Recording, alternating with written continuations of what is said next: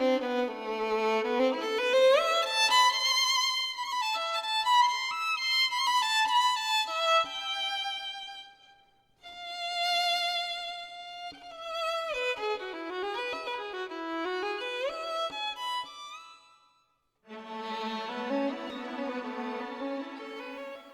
Son, and Violin.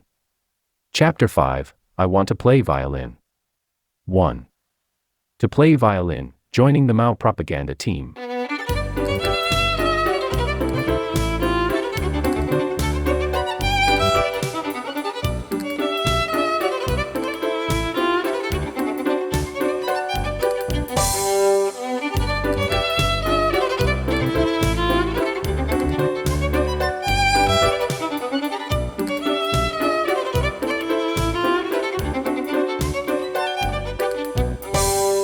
In 1968, after the astounding Chinese Cultural Revolution had been going on for 2 years, the schools reopened. It was called Restart School to Do Revolution. My brother Danson entered Changsha No. 3 Middle School, formerly the Clear Virtue Boys School. I, however, entered Changsha No. 4 Middle School, formerly the Zhounen Girls' School. With over 30 students in our class, only 6 were boys. Therefore it wouldn't be too hard to imagine my popularity among the girls in class. However, not long after being elected as the class leader, I lost interest in class affairs and fixed my eyes on the school Mao propaganda team. Mao propaganda team is a select group of people who praise Mao and his thoughts by means of singing and dancing. The reason was simple: besides that admirable gray uniform, I discovered a violin, and that charming little girl with a small nose named Ma, playing on the violin. My mind was made up. I wanted to join the school Mao propaganda team. I talked to teacher Lao, who was in charge of the team. Later, Lao played a very influential role in my music career. Teacher Lao asked me, "What can you do?" "Anything, as far as I can publicize Mao and his thoughts." That's what I said, but what I thought was, anything, as far as I can touch the violin. Lao smiled. "If anything can publicize Mao and his thoughts, you do not need to join the team." Before I could plead further, he walked away from me for some urgent matter, as he said. The first semester at middle school, I was often together with those who were good at singing and dancing, outside of the school, during school time. I also started to practice bamboo flute, which was the only musical instrument I possessed. That resulted in my going from the class head to the class tail, by the end of the semester. The second semester started at last. At the new team members audition, I said to teacher Lao this time, "Please don't ask me, what can you do, but ask me, what have you learned?" "That's better." Lao smiled again, a better smile. "Okay, show us." After singing and dancing, I played the bamboo flute. Lao's comment was that my singing and dancing were good but not enough, only the flute sounded somehow interesting. The pity was that I held my flute towards the left, which is the opposite direction of a Western flute, meaning it would be difficult if I wanted to learn Western flute later. In addition, there was already a good bamboo flute player named Chan in the team. All appeared hopeless, again, for one more semester. A few days later, the names of the new Mao propaganda team, from now on let me call it Mao team, members were posted on the wall at the school entrance. To avoid being hurt again, I dared not check it. Beyond my expectation, when I quietly entered my classroom from the back door, the whole class congratulated me. The new class leader Xiao Ping even said, "This is not Chen Danji's honor only, but the honor of the whole class." The fact was that teacher Lao worked on Chan flute, his nickname, saying it would be good to have one more flute so that he could concentrate on sola, a very noisy Chinese traditional musical instrument. In addition, he could help by doing more administrative work as a prospective leader of the team. It must have been the final words, prospective leader of the team, that worked, as Chan flute had been a competitive rival to the present leader, Captain Li. One more fact I discovered was that I was accepted to be a team member not because of my flute-playing skill, but my passion to join the team. Teacher Lao was absolutely right about my passion, but not my purpose. The first thing I tried to do after I got into the Mao team was to get close to Ma, the little violin girl. The main reason was not the girl but the violin in her hands, obviously. Obvious in my mind but not others. For instance, every time we would go out to give a performance, I would offer my help in carrying her violin with the excuse that my flute is very light. But Chan Flute had always reserved such a luxurious task in advance. Ma apparently did not get my real purpose for helping her. One day, when Chan Flute was close to us, she made her announcement. I have no interest in bamboo flutes, no matter what kind, they are all country bumpkins. She made it loud enough so Chan Flute could share with me. Chan Flute and I were both hurt, in different aspects. No big deal. Someday I will learn to play the violin, as good as you, maybe even better than you. I thought, not said. In spite of her unfriendly attitude, I still worked hard to keep our amity. When she realized my interest was more her violin than her, she became relaxed in one way and disappointed in another. She was just like all women, don't have to like all men, but hope to be liked by all men. After this, we became closer and closer. Sometimes I could even feel her intention to capture me in a prison of her loveliness as a girl. Through this accident I learned that if a man wants to get a particular woman, never make her fully contented, unless one does not really want to get her in the first place. Anyway, that great discovery was too early for me, as the only desire at that time was to touch a violin, not a woman. Everything seemed to be working okay until one day I got myself into huge trouble.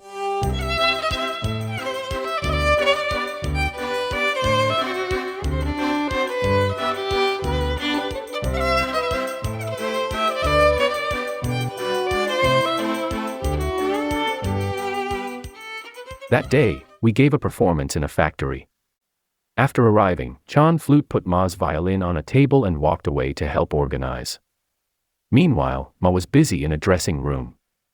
Seeing nobody around, I lost my power to resist touching the violin. I meticulously opened the case and took the violin out. My heart was beating more quickly than after finishing a sports event. Yet not until I put the bow on the string did I see Workers' Representative Chuan. By that time, it was the workers from the factories who were in charge of all schools, not the professors, teachers, nor administrators of the school, walking towards me. I hid the violin behind my back immediately. This action certainly did not escape the sharp and shining eyes of the working class. The representative Chuan kept walking toward me as he asked, "What's in your hands?" I countermarched myself once, twice, and again, a third time. I felt my body was against the wall, of course with the violin in between. I heard "pa" and a jangle sound. Oh my God! But it was too late. I took the violin out of hiding to realize the sound had come from the violin bridge having broken. When the bad news, "the violin is broken," spread, Ma rushed out from the dressing room. Who allowed you to touch my violin? You think you deserve that? Never. You country bumpkin. She looked at the bridge, broken in half in my hand and the loose strings on her violin, and wept. Now what? Now what? Though I found Ma's language of contempt towards me in public very offensive, I felt it was in balance, as I knew my wrongdoing was enormous and unforgivable. In the meantime, almost all of the team members had gathered around us, taking turns blaming me, one after another. Among the most aggressive was Chan Flute. He pointed at my nose with his finger as he accused. You did it on purpose. After hearing that, Representative Chuan's spirit rose. That's right, to break the tool used to publicize Mao's thoughts intentionally is an anti-revolution behavior. We should convene the criticize meeting right away. That's right. Let's do it, team members echoed.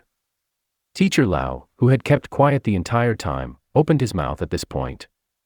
For sure Chen Danju should be criticized, but we are here to give a performance. We should publicize Mao's thoughts first. Representative Chuan, the working classes are all waiting for us.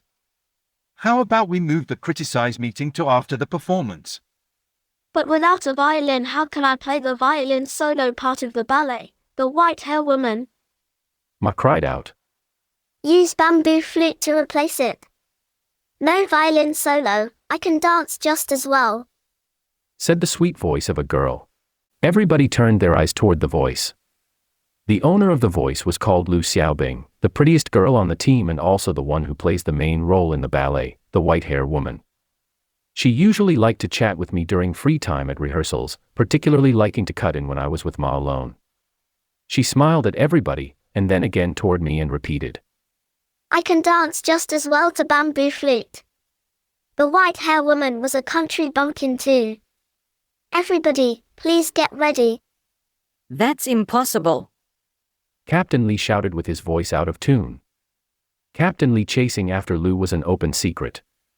He looked as if he wanted to say more but was silenced by Lou's glance. This scene made Ma cry even more than the broken violin. What a disaster.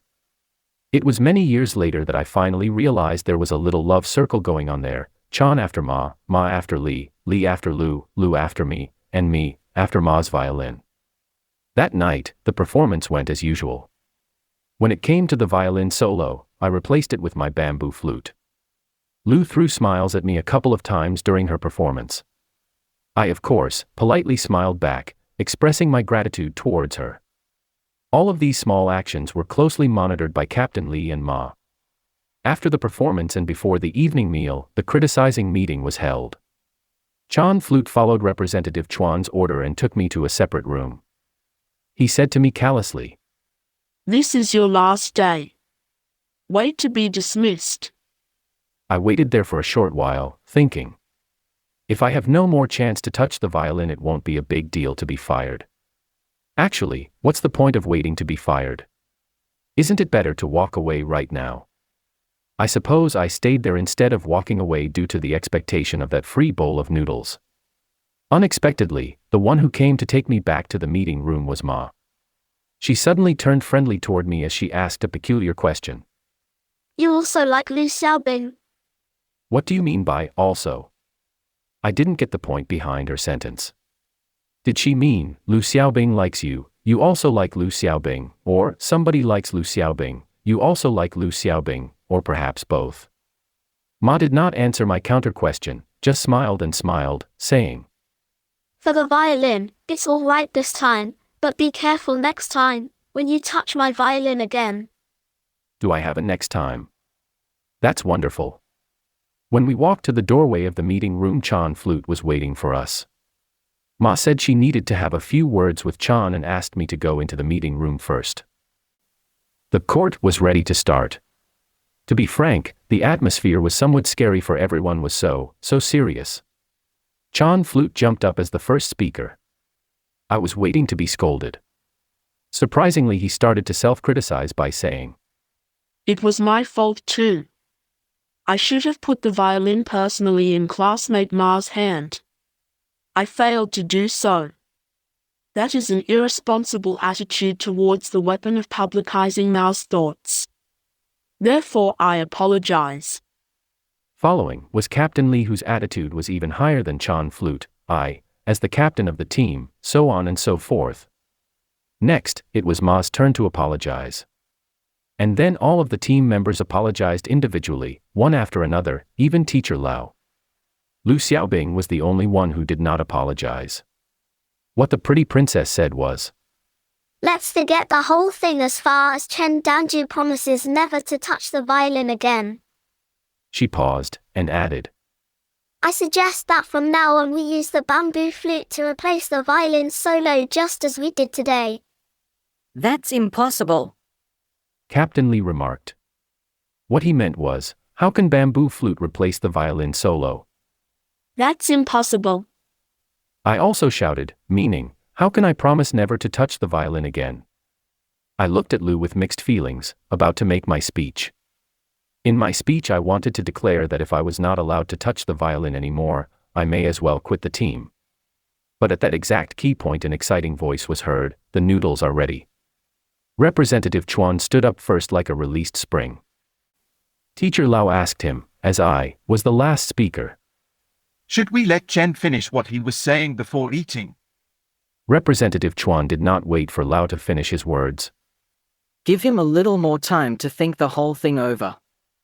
We should not let one person's mistake influence the whole team. Good health is the capital of revolution. Comrades, towards the dining hall, rush. I immediately jumped up after Representative Chuan. Sadly, Chuan turned his head to me and said, Not you. You stay here, go on self-questioning. However, afterwards, I had not only noodle to eat, but also more meat in it than anybody's, because that bowl was specially made for the main actress Lu Xiaobing. As I pointed out above, there was a dramatic relationship circle going on in the team. The bumpkin Chan flute was in love with the noblest Ma. The noblest Ma admired the tall and handsome Captain Li. Captain Li was crazy about the beautiful Lu. Lu liked to make fun of me, a man full of passion and energy, as she remarked, but I was only obsessed with Ma's violin. To reverse the circle, Chan flute hated Captain Li over Ma. Ma was jealous about Lu for Captain Li. Captain Li was sick of me for Lu, and Lu disliked Ma's violin.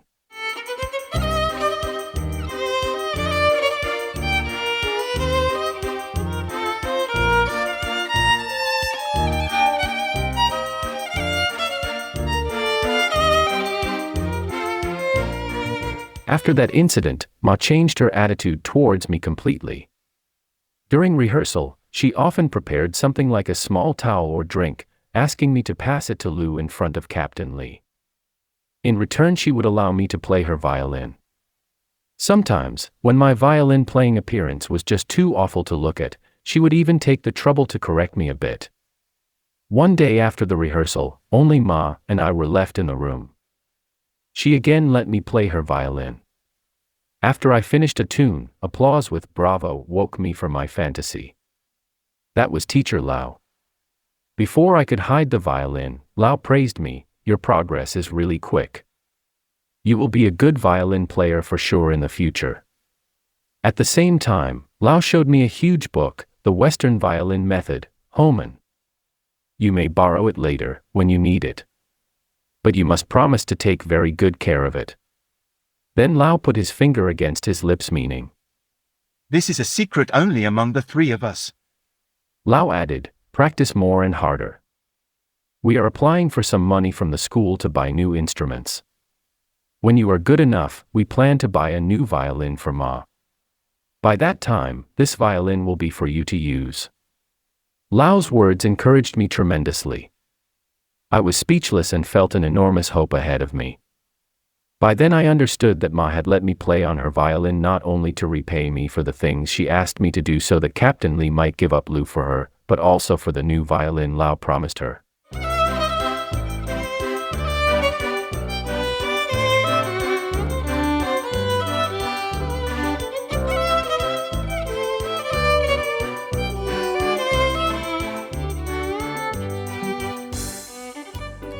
Two, a palace of art. The bad news was, the school decided to delay the money to Mao team for 1 semester. Thus Ma's fever of helping me to play the violin dropped abruptly. One day, as soon as the rehearsal ended, Ma hurried out with her violin. I intercepted her at the doorway and asked, Why in such a hurry? Don't bother me, I'll be late. Ma pushed me away and ran out. Where are you going? I asked again to her back. That's a secret. Ma answered without turning her head. It was that secret which aroused my curiosity. I could not help tailing her. I hid myself every 3 or 5 steps. In fact, that was unnecessary, because Ma was too busy running to look back. After following her for a while, I saw that she went into a side door beside a Christian church. I stopped in front of the church, hesitant to follow her in, as in China by that time churches were similar to temples, both belonging to the Four Olds. Seeing nobody around, I kept my heartbeat under control and gathered the courage to walk closer to the church. The main gate of the church was marked with red paper seals. As the seals were old and ragged, it was indistinguishable which revolutionary organization's revolutionary activity it was. I stood there, raised my head, looking up to the top of the church. I wondered about the existence of God. It was at that moment that I heard a sound from God. The sound, so soft, so harmonious, so beautiful, so elegant, so touching and moving that I had never heard the like in my entire little life.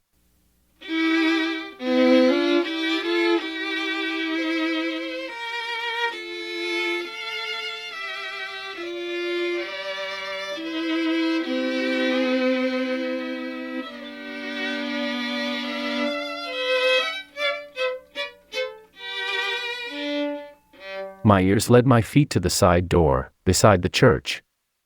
I walked through the door, following the sound. I found there, behind the church, was an old one-story house. The sound of 2 violins came out from the house.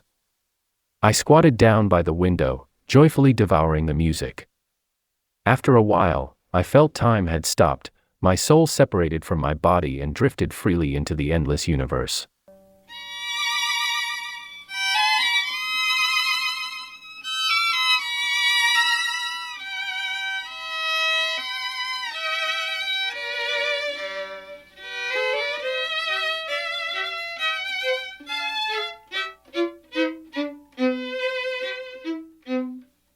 Without knowing how long the music had stopped, I heard a conversation between Ma and a man.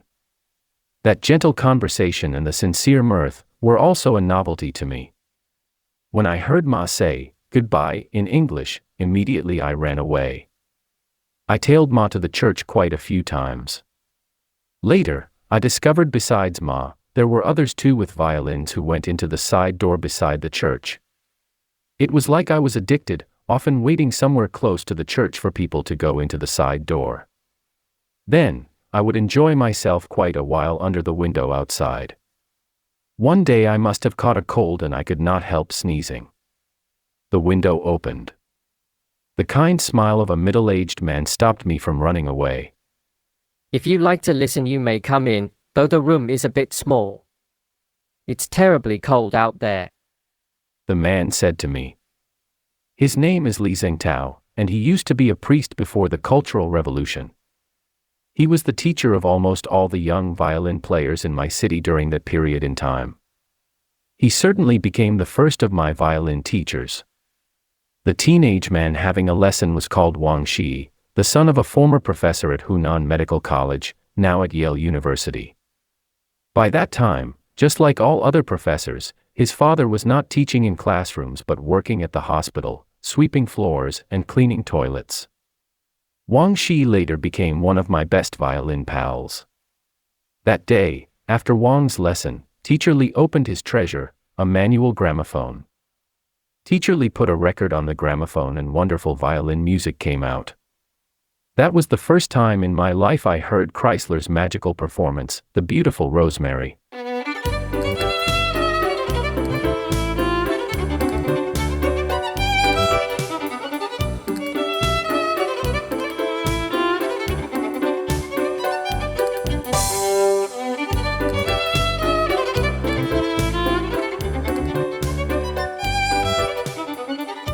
After that, Li told me a word that was also a first to hear in my life, Christmas. Yes, that was Christmas Eve. Li played Silent Night with his violin and followed it with a piano tune, A Maiden's Prayer, Modlitwa Dziwasi. The whole scene was far away from reality. To me, Li's violin sound came from another world, a world totally different from the violent, brutal Cultural Revolution. That violin sound made me drunk, made me crazy. To use an inappropriate but very accurate figure of speech, I was drugged. On the way home, I walked shoulder to shoulder with Wang Shi. It was not exactly shoulder to shoulder as Wang was one head taller than I. Wang told me that because Teacher Li was very kind and never offended anyone, nobody gave him a hard time. Though the church was sealed, it needed someone to take care of it. That's why nobody fussed about Teacher Li going in from the back door to do some cleaning from time to time. After Wang became aware of my desire to learn the violin but having no instrument, he told me he knew someone named Zhou who had the knowledge of making violins. Once I watched your school's performance. Wang suddenly changed subjects. The girl who dances the role as the white-hair woman looks, not really that pretty. I think she's pretty enough. Her name is Liu Xiaobing, a very good friend of mine. I said proudly. Good on you. Wang laughed, dry and jealously. You know what, Master Zhu is also a very good friend of mine. Okay, you introduce me to Master Zhu, I introduce you to Liu Xiaobing. How's that? I raised my head looking at him jokingly. He immediately stretched out his little finger. When two little fingers bundled, a dirty business deal was made.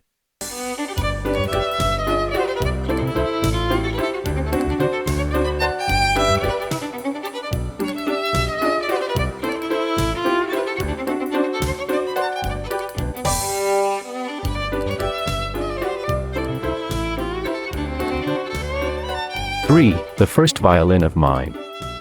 In accordance with the deal, I invited Wang to watch our rehearsal at school. How dare you chase me up here? Ma was very surprised to see Wang there. No, you misunderstand, Xiaomao. I'm not here for you today. It is your teammate Chen who dragged me here to see his rehearsal. Wang quickly explained. Wang and Ma both took violin lessons from teacher Li, so naturally they knew each other well. But by the way Wang used Ma's nickname, Xiaomao, could mean that their relationship was closer than normal, or at least Wang wanted it to be. Whatever, that wasn't important to me. But I did learn Ma's nickname, Xiaomao, and that was important to me. After then, whenever something unpleasant happened between us, I would threaten to call her Xiaomao in public. This often resulted in a favorable compromise. On that day, Wang's pair of eyes were as busy circling as Lu's pair of legs. When the rehearsal finally ended, as usual, Lu came to ask me to look after her school bag while she changed her clothes. I caught the chance to introduce Wang to her.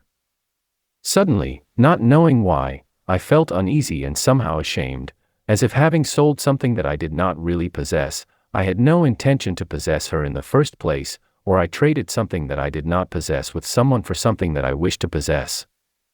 I guess when people are young and naive, they all would do anything, even something stupid, to get what they desperately want. My name is Wang. I have been a faithful fan of yours, your dance, for a long time. Wang bowed to Lu as he introduced himself.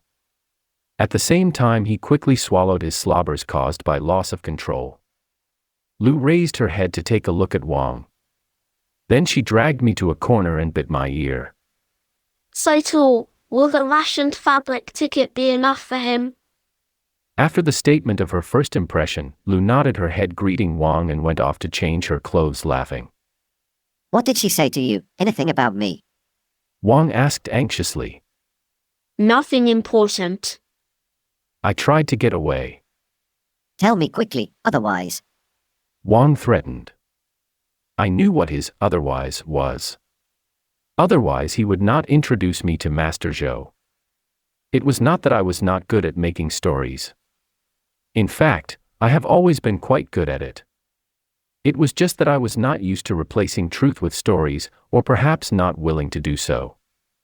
Therefore I told Wang the truth, the absolute truth, whole truth, nothing else. She said you were so tall. How could the ration fabric ticket be enough for you?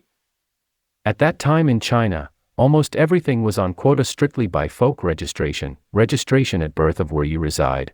This cannot be changed, ever. Everything had a ticket, rice ticket, oil ticket, tobacco ticket, tofu ticket, match ticket, etc. Wang heard that and turned from excited to sentimental. He expressed his feelings with tears filling his eyes. How kind of her to put thoughts on me, so concretely and so far away. She would be a very good wife.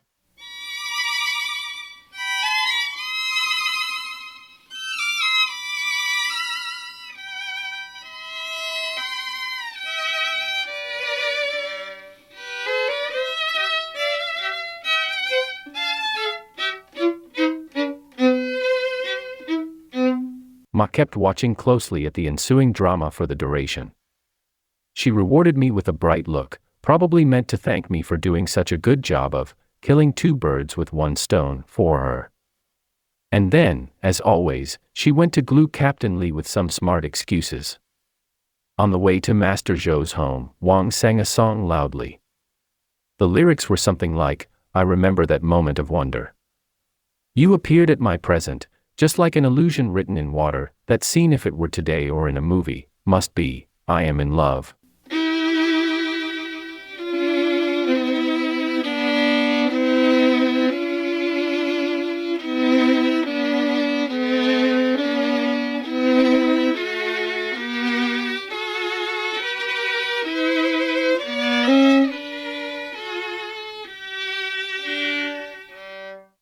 I was not at all in the mood for poetry, on the contrary, I felt somewhat lost. The only way to recover my feeling was to get to Master Zhou's home as quickly as possible and watch him making a violin for me at once. In front of Master Zhou's home, Wang suddenly held me up. He said to me, You don't have to say anything. I will tell Master Zhu that Teacher Li told you to see him. Though they have been friends for many years, they dare not see each other since the Cultural Revolution, therefore Master Zhu wouldn't find out the truth. Seeing my look of reluctance, he persuaded. Don't you worry, this is not the first time Master Zhou's door opened from the inside. The first words that came out from Master Zhou were, You must be little Chen. Priestley told me about you. Come on in, please. Both Wang and I were embarrassed by Zhou's unexpected welcome speech. The result of our negotiation was, Zhou, under pressure from the society, dared not to make violins anymore. The only possibility left was that I bring my own wood and borrow his tools and workshop to make one by myself, at least namely by myself. Back home, I took apart the family's only wooden chair with a back, using the excuse that there was a crack in the chair already. Next, I took a piece of pine from my own bed, actually the bed I shared with my brother Danson. After that, every day I ran to Zhou's home after school. 3 weeks passed, under the guidance of Master Zhou, or should I say partly under the hand of Master Zhou, as I cut my forefinger by the very end of the violin making. A violin-shaped wooden box formed. On the day of the violin's completion, I used my 2 days' lunch money, 25 renminbi, to buy a bag of cookies and rush to Zhou's home. It's not varnished yet. Zhou said to me as he pushed the bag of cookies back. Later, I can't wait 1 minute longer. I wrapped the violin-shaped wooden box with a few used newspapers, and rushed home merrily. Nobody was home except our next-door neighbor Mimi, cooking in the kitchen. I waved my treasure at her excitedly. But Mimi seemed not to be interested. She didn't even stop cutting her firewood. A short moment later, she went into her home and walked out again with a very old violin case, saying, Remember my elder brother took the violin from the Four Olds trash place. The Red Guard smashed the violin and left only this ragged box. I was so pleased to see the case. Recycle the waste. Recycle the waste. I repeated, a popular revolutionary slogan at the time. I repaired the case with violin glue and plastic tape. Then I took apart Danxin's old broken erhu, 2-string Chinese musical instrument, put the rusted strings on the violin-shaped wooden box, and some rosin on the erhu bow. Soon after that my newborn baby cried for the first time.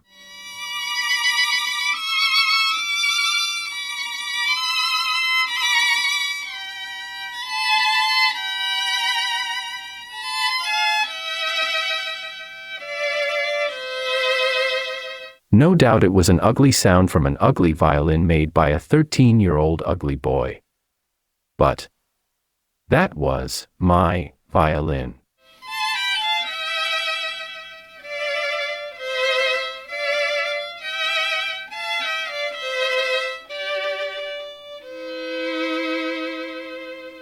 Just like that, I took my first step forward toward my life's career.